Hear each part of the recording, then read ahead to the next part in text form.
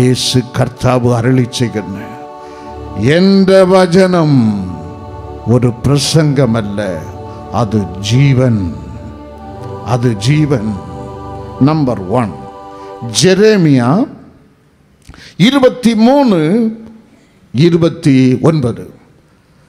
ജെറേമിയ 23:29. കർത്താവ് പ്രവാചകൻ ജെറേമിയ മുഖാന്തരം അരുളി ചെയ്യുന്നു, എൻ്റെ വചനം തീ പോലെയും, ആമേൻ, എൻ്റെ വചനം ദൈവം അരുളി ചെയ്യുന്നു, പാറയെ തകർക്കുന്ന ചുറ്റിക പോലെയും അല്ലയോ. തുറക്കുന്നില്ല. ചിലർ ഇങ്ങോട്ട് നോക്കാൻ പോലും പറ്റുന്നില്ല. ഉള്ളിലെ പാമ്പ് ഇരുന്നിങ്ങനെ നെളിയുന്നു.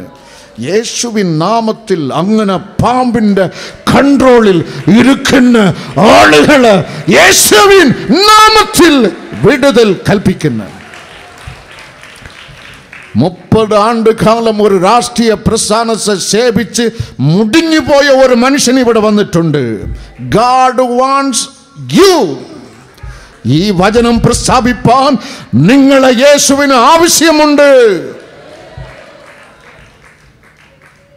ദൈവവചനം ഫ്ലെക്സിബിൾ റബ്ബർ അല്ല, ഒരു കഷ്ണം സോപ്പുമല്ല. ദൈവവചനം അടിച്ച് ഉടയ്ക്കുന്ന ചുറ്റിക. ആമേൻ. വാ അനങ്ങണം. വാ അനങ്ങില്ല എങ്കിൽ ഉറങ്ങിപ്പോകും. ദൈവവചനം ജെറേമിയ പ്രവാചകൻ മുഖാന്തരം യേശു കർത്താവ് അരുളി ചെയ്യുന്ന അടിച്ച് ഉടയ്ക്കുന്ന ചുറ്റിക. വചനം അടിക്കും. ഒന്ന്, ചിലരെ തകർക്കും, പലരെ നിരപ്പാക്കും. ആമേൻ. ബൈബിൾ നമ്മെ പഠിപ്പിക്കുന്ന എബ്രായർ 11:6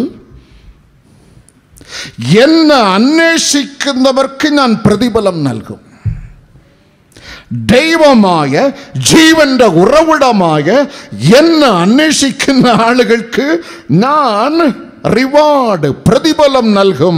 അങ്ങനെയാണെങ്കിൽ മറുഭാഗത്തിൽ അന്വേഷിക്കാത്തവന് പ്രതികാരം നൽകുന്നവൻ. ആമേൻ. അതാണ് ചുറ്റിക.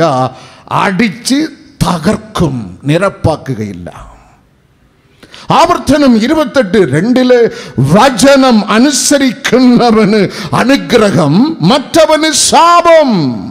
അതാണ് ദൈവവചനമെന്നുള്ള ചുറ്റിക.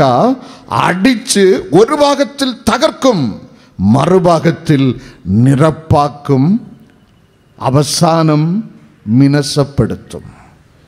ആമേൻ. ഹല്ലേലൂയ.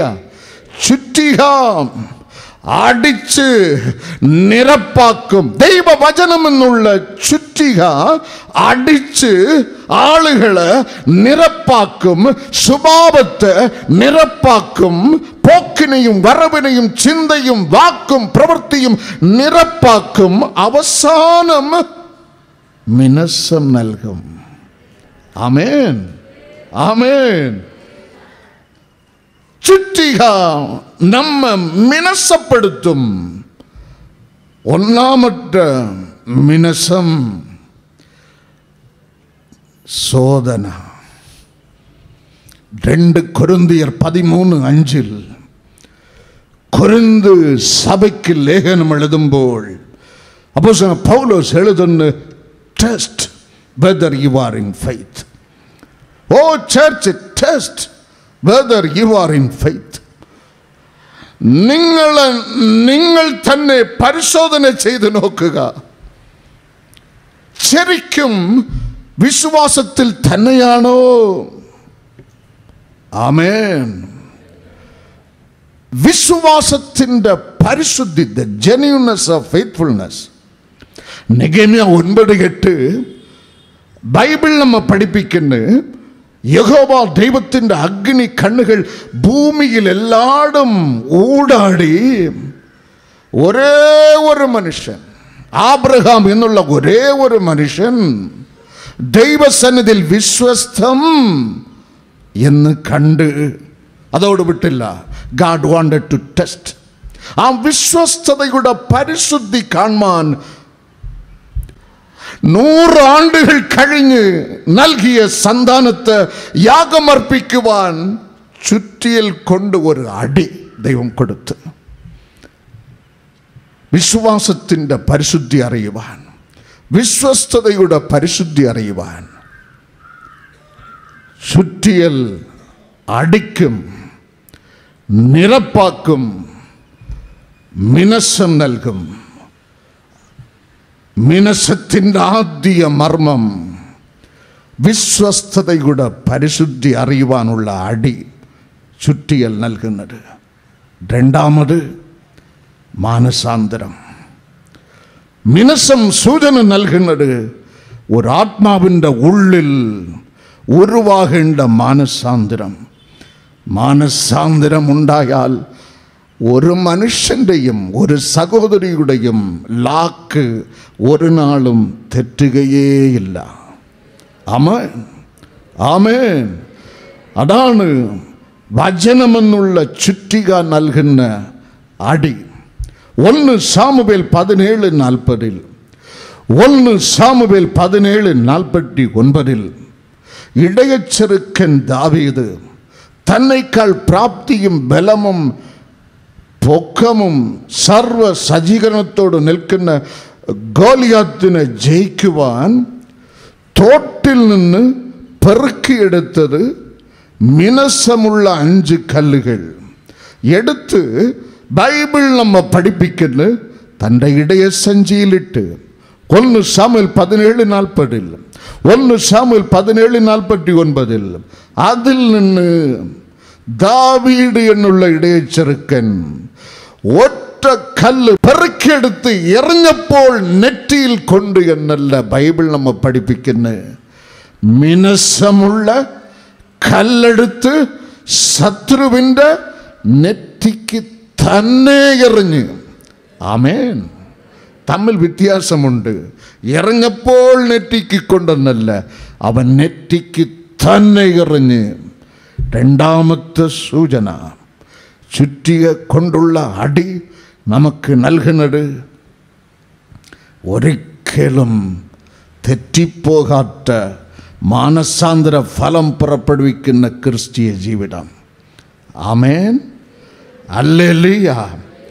മൂന്നാമത് ചുറ്റികയുടെ മർമ്മം സമ്പൂർണം കുറവ് തീർക്കപ്പെട്ട കല്ലുകളായി നമ്മെ നിരപ്പാക്കി മിനസം നൽകും.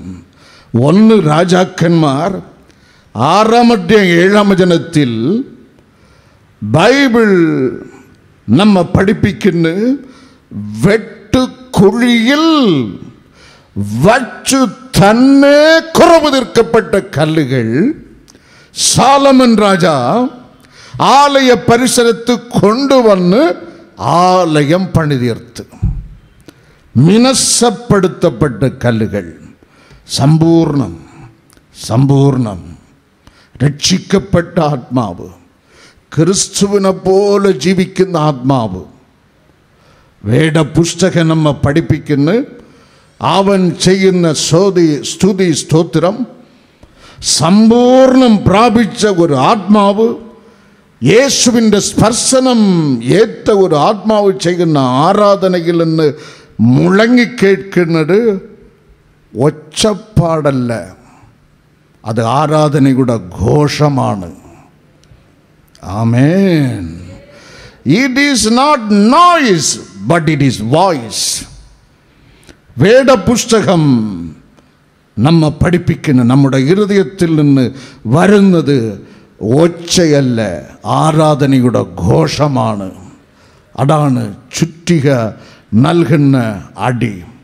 അവസാനം നാൾക്ക് നാൾ പുതുക്കം.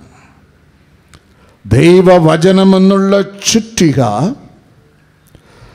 നമ്മ അടിക്കുമ്പോൾ നമ്മൾ ഉണ്ടാകുന്ന അനുഭൂതി വിശ്വസ്തതയുടെ പരിശുദ്ധി നമ്പർ 1,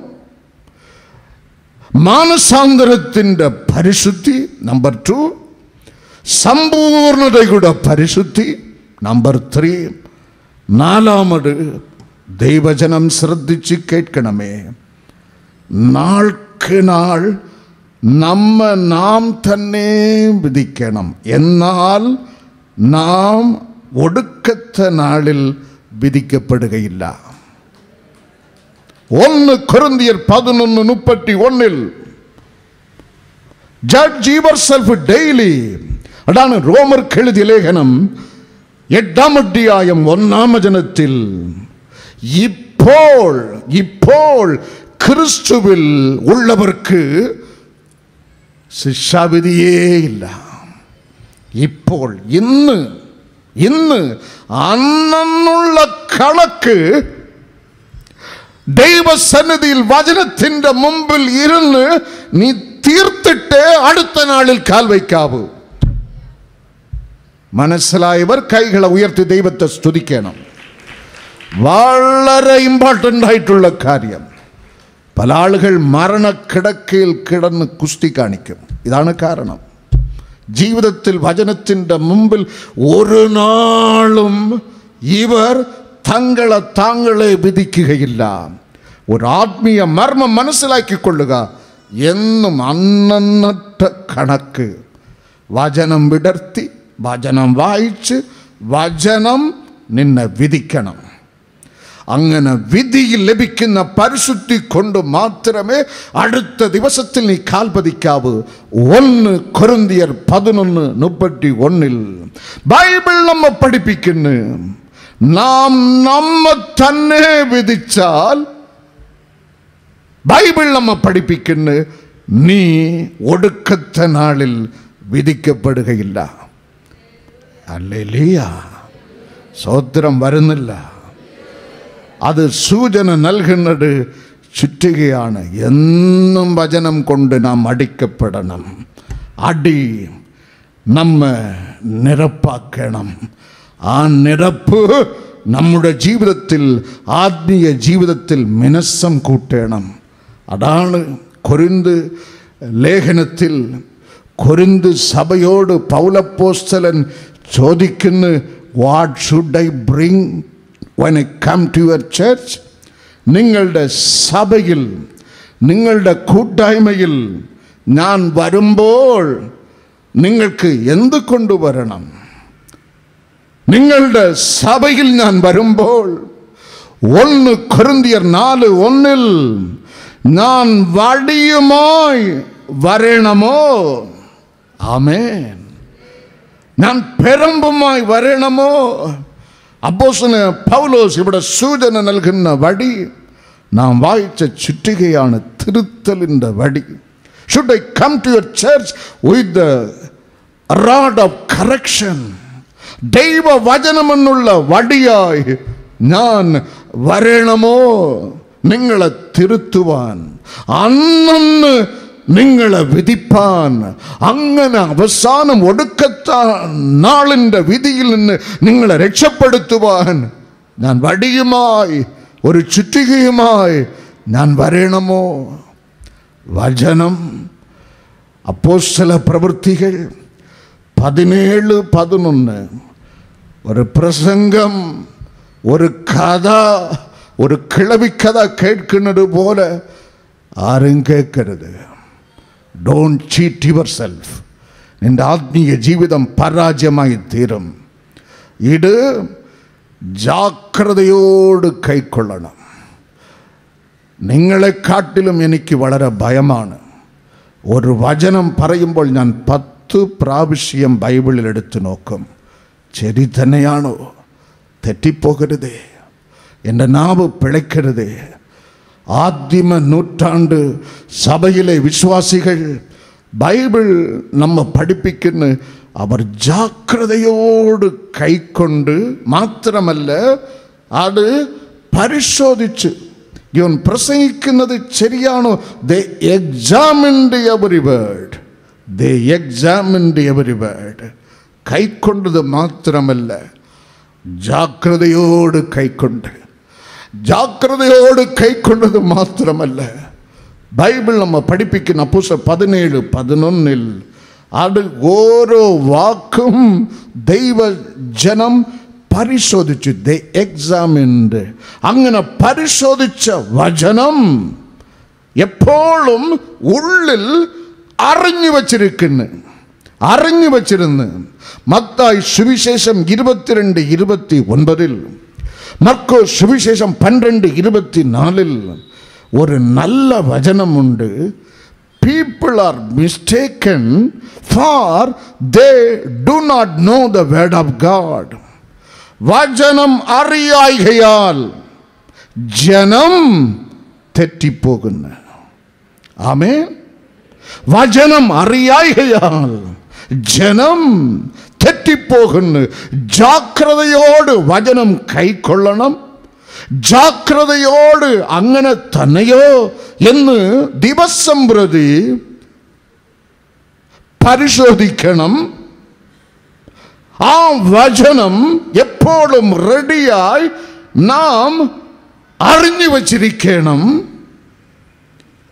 ആ വചനം സാലമൻ രാജാ എഴുതുന്നു. ഷഡ്സഭയ്ക്ക് 4:21 വചനത്തിൽ അത് നിന്റെ ഉള്ളിൽ നട്ടുവയ്ക്കണം. എന്നാൽ നിന്റെ പോക്കും നടപ്പും പ്രവർത്തനവും വലത്തോട്ടോ ഇടത്തോട്ടോ തിരിഞ്ഞാൽ നിന്റെ ഉള്ളിൽ നിന്ന് വചനം സംസാരിക്കും. വചനത്തിൽ ജീവനുണ്ട്. അതല്ല വഴി, ഇതാണ് വഴി. ഐസയ്യാ 30:21 വചനത്തിൻ പ്രകാരം. ആമേൻ. തകർക്കുന്ന രാജരാജൻ സൈന്യത്തിൻ്റെ മുമ്പിലാ. തകർക്കുന്ന രാജരാജൻ സൈന്യത്തിൻ്റെ മുമ്പിലാ. നായകന ഉള്ളതിനാൽ ജയം ജയം നിശ്ചയം. നായകനായി ജയം ജയം ജയം ജയം എപ്പോഴും ജയം. ഹല്ലേലൂയ. ജയം ജയം എപ്പോഴും യേശുരാജനു ജയം എപ്പോഴും. യേശുരാജൻ നാമത്തിനു ജയം ജയം എപ്പോഴും. 4 ജെറേമിയ 23:29 ദൈവം അരുളിച്ചെയ്യുന്നു. എൻ്റെ വചനം തീ പോലെയും. ആമേൻ. സോപ്പല്ല, റബ്ബർ വാറുമല്ല, ഇത് ചുറ്റിക. ദൈവവചനം ചുറ്റിക. ആമേൻ. വിശ്വസ്തതയുടെ പരിശുദ്ധി അറിയുവാൻ, മാനസാന്തരത്തിൻ്റെ പരിശുദ്ധി അറിയുവാൻ, ദൈവസന്നിധിയിലുള്ള സമർപ്പണത്തിൻ്റെ പരിശുദ്ധി അറിയുവാൻ, ഇടുന്ന സ്തോത്രം ഹല്ലേലൂയ വെറും ഒച്ചയാണോ വിജയത്തിൻ്റെ ഘോഷമാണോ എന്ന് അറിയുവാൻ ഈ ചുറ്റിക നാൾക്ക് നാൾ പുതുക്കം പ്രാപിച്ചു വേണം അടുത്ത നാളിൽ കാൽ പതിക്കുവാൻ. എന്നാൽ നീ ഒടുക്കത്തെ നാളിൽ കുലുങ്ങിപ്പോകത്തില്ല. ഹല്ലേലൂയ. ഇത് ദൈവം അടിയനോട് സംസാരിച്ച് നിനക്ക് വേറെ എവിടെയും കിട്ടാത്ത അരിയ വചനം. ആമേൻ. അടുത്ത് ജെറമ്യാ 23:29 വചനം തീ പോലെ. ആമേൻ. വെള്ളം ആഴത്തിലേക്ക് ചാടും. വെളിച്ചം ഇരുളിലേക്ക് തുളച്ചു കയറും. വെളിച്ചമെന്നുള്ള പ്രകാശം ഇരുളിൽ തുളച്ചു കയറും. വെള്ളം ആഴത്തിലേക്ക് ചാടും.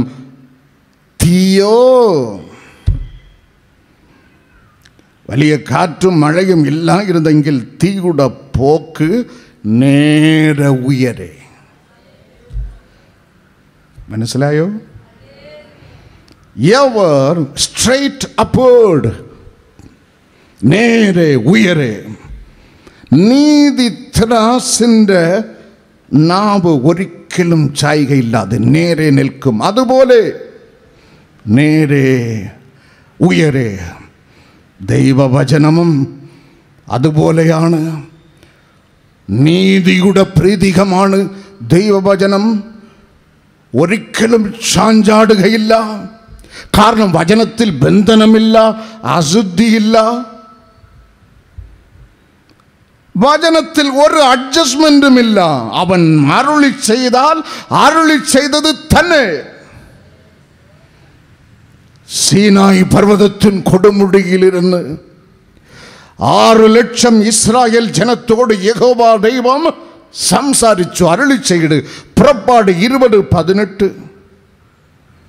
ബൈബിൾ നമ്മെ പഠിപ്പിക്കുന്ന കർത്താവിൻ്റെ ആ ശബ്ദം ഇടി വെട്ടുന്നത് പോലെ. ചെവി പറകൾ പൊട്ടി ഇടി വെട്ടുന്നത് പോലെ ആളുകൾ പറന്ന്. അവിടെ ഉണ്ട് വചനം. മിന്നൽ അടിച്ചതുപോലെ, കാഹള നാദം ഒലിച്ചതുപോലെ. And finally the Bible says the mountain in which my God dwelt and spoke, it began to smoke. പർവ്വതം പുകഞ്ഞ് അഗ്നിനാദം പുറപ്പെട്ട് ജനം നിലവിളിച്ച്, മോശേ, ദൈവം ഞങ്ങളോട് സംസാരിക്കേണ്ട, അങ്ങ് സംസാരിച്ചാൽ മതി. There the Bible says people trembled. ജനം വിറച്ചു. ജനം വിറച്ചു. ദൈവശബ്ദം കേട്ടപ്പോൾ ജനം വിറച്ചു. നെഹെമ്യ 8:8 ദൈവവചനം കേട്ടപ്പോൾ ജനം കരഞ്ഞ്. നാം ഇന്ന് ദൈവസന്നിധിയിൽ ഒരു കുടുംബമായി കരയും. പ്രാർത്ഥന സമയത്ത് കരയും. ദീർഘകാലം നിങ്ങൾക്ക് ലഭിക്കാത്ത വിടുതൽ തമ്പുരാൻ ഇന്ന് നിങ്ങൾക്ക് തന്ന് പറഞ്ഞയക്കും. നാം ഇന്ന് കരയും. വചനത്തിൻ്റെ മുമ്പിൽ നാം കരയും. ഇസ്രായേൽ ജനം കരഞ്ഞതുപോലെ കരയും. കാരണം വചനത്തിൻ്റെ പ്രത്യേകത, ആട്ടം ബോംബ് തുളയ്ക്കുവാൻ കഴിയാത്ത സ്ഥലത്ത്, AK-47 തുളയ്ക്കുവാൻ കഴിയാത്ത സ്ഥലത്ത്, ഇസ്രായേലിന്റെ മിസൈൽ തുളയ്ക്കുവാൻ കഴിയാത്ത സ്ഥലത്ത് ദൈവവചനം തുളച്ച് കയറും. എബ്രായർ 4:12 സദ്ധി മജ്ജകളെ തുളയ്ക്കുന്ന ദൈവവചനം, മനുഷ്യന്റെ പ്രാണനെ തുളയ്ക്കുന്ന ദൈവവചനം, മനുഷ്യന്റെ ആത്മാവിനെ തുളയ്ക്കുന്ന ദൈവവചനം, മനുഷ്യന്റെ മനസ്സാക്ഷിയെ തുളയ്ക്കുന്ന ദൈവവചനം, മനുഷ്യന്റെ ഉള്ളിൽ നിന്നുള്ള ഹൃദയത്തെ തുളയ്ക്കുന്ന ദൈവവചനം. എബ്രായർക്കെഴുതിയ ലേഖനം 4:12, റോമർക്കെഴുതിയ ലേഖനം 2:15, ലൂക്കോ സുവിശേഷം 24:32 ഞാൻ പറഞ്ഞ വചനങ്ങൾ അവിടെ ഉണ്ട്. വചനം തുളയ്ക്കും. കാരണം ഇത് തീയാണ്. ഇത് തീയാണ്. പത്രോസ് എന്നുള്ള മുക്കുവൻ എഴുന്നേറ്റ് നിന്ന് 3 മിനിറ്റ് വചനം പ്രസ്താവിച്ചപ്പോൾ 3000 പേരുടെ ഉള്ള് വചനം കുത്തി തുളച്ചു. കുത്തി പത്രോസിൻ്റെ കാൽക്കൽ വീണ്, ഞങ്ങളിനി എന്ത് ചെയ്യണം? വചനം തീയാണ്. ഒരു മനുഷ്യൻ്റെ പ്രാണന് ഇത് തുളയ്ക്കും. പ്രാണൻ മഹാശക്തനായ ദൈവത്തിൻ്റെ ശ്വാസം. ഉൽപ്പത്തി 2:7. ഒരു മനുഷ്യൻ്റെ ആത്മാവിനെ തുളയ്ക്കും. മനുഷ്യൻ്റെ ആത്മാവ് സദൃശവാക്യം 20:27 മഹാ ദൈവത്തിന്റെ ദീപം. എബ്രായർ 4:12 നമ്മ പഠിപ്പിക്കുന്ന നമ്മുടെ ശരീരത്തെ ദൈവവചനം തുളയ്ക്കും. ഒരു മനുഷ്യന്റെ ശരീരമോ 1 കൊരിന്ത്യർ 3:16 വചനത്തിൽ രേഖപ്പെടുത്തപ്പെട്ടിരിക്കുന്ന ശരീരം, നമ്മുടെ ശരീരം, നമ്മുടെ ഉടൽ കൂടാരം മൺപുര മഹാദൈവത്തിന്റെ മന്ദിരം. ரோமர் 2:15 நம்ம படிப்பிக்கின்ற நம்முடைய மனசாட்சி. மனசு வேறு, மனசாட்சி வேறு. மனசு சௌந்தரியம் உள்ள இடத்து சாயம், 4 சக்கரம் உள்ள இடத்து சாயம், വലിയ പാർട്ടി ഉള്ള സ്ഥലത്ത് മനസ്സ് ചായും. ഭരണ മന്ത്രി വന്നാൽ അങ്ങോട്ട് മനസ്സ് ചായും. മനസാക്ഷി ചായുകയില്ല.